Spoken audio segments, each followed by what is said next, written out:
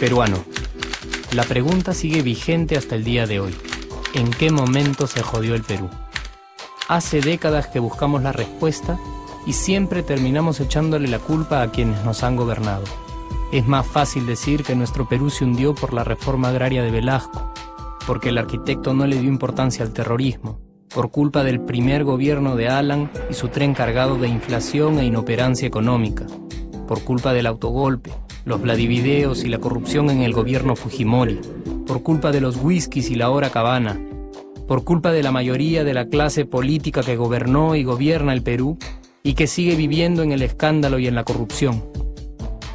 Pero por más que querramos deslindar nuestra responsabilidad por la crisis social que asfixia al Perú, compartimos demasiados hábitos que nos hacen muy parecidos a quienes culpamos y criticamos, porque aún creemos que la criollada se tiene que celebrar como si fuera parte del orgullo nacional. Somos vivos y por eso compramos facturas para pagar menos impuestos. Ganamos los trabajos no por nuestro esfuerzo o talento, sino gracias a una pequeña coimisión. Nos colamos en la fila para que nos atiendan primero. Aceleramos en ámbar y nos pasamos la luz roja, porque así llegamos más rápido. Somos tan vivos que si no encontramos estacionamiento, nos ponemos en el espacio azul reservado para las personas con discapacidad. Robamos la señal de cable, robamos electricidad y no nos consideramos ladrones. Reclamamos que haya justicia y se acabe la corrupción, pero le pagamos 5 soles a un policía para que no nos ponga papeleta o al juez para que abogue por nuestra causa. Jamás le damos el pase a un transeúnte en el cruce peatonal porque en el Perú, si no eres vivo, no eres nadie. Pero si somos tan vivos, ¿por qué le tocamos bocina al semáforo en rojo, como si este fuera a escuchar nuestra ansiedad? ¿Por qué tiramos la basura en la calle, como si la ciudad perteneciera a cualquiera menos a nosotros? ¿Por qué nos quedamos callados y no protestamos cuando el chofer de la combi no deja de cometer imprudencias? ¿Por qué estamos tan interesados en saber qué vedette trampea con qué jugador, en vez de conocer algo sobre nuestra historia, nuestra economía, nuestra literatura, o al menos saber cuáles son nuestros derechos más elementales? ¿Por qué sentimos que se nos hace un favor cuando un empleado del Estado nos atiende? ¿Por qué dejamos que un panetón sea el mejor argumento de un político para llevarse nuestro voto? ¿Por qué cuando alguien hace algo bien, decimos que parece hecho en el extranjero, como si eso fuese más meritorio?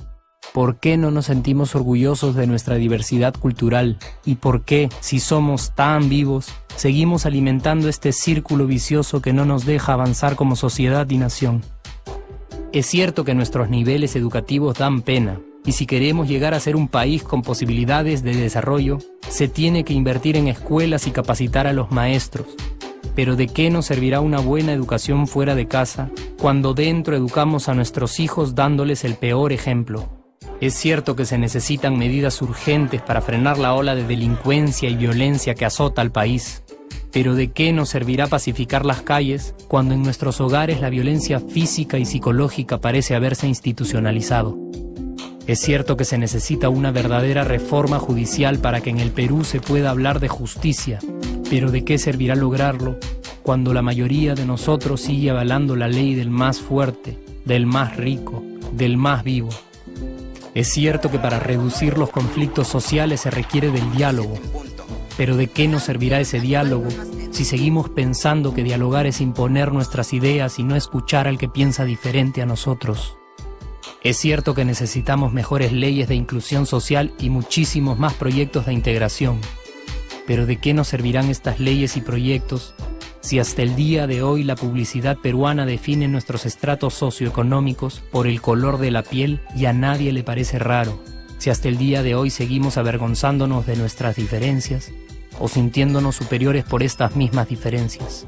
Es cierto, es mucho más fácil echarle la culpa de absolutamente todo a nuestros gobernantes, pero la realidad es que el Perú se hunde en exacta proporción a esa viveza que alimentamos todos día tras día. Sí, somos nosotros la materia prima con la que se hace este país, y si no corregimos nuestros hábitos, si nuestra materia prima sigue adulterada, cualquier producto que hagamos también saldrá adulterado. y por más logros que obtengamos en nuestra economía, en los deportes, en las artes, en nuestra cocina, por más orgullosos que nos sintamos de nuestros representantes, de nuestra historia, de nuestras maravillas o de nuestra creatividad, si no cambiamos estos hábitos, seguiremos preguntándonos ¿en qué momento se jodió el Perú? Yo ya estoy harto de esa pregunta.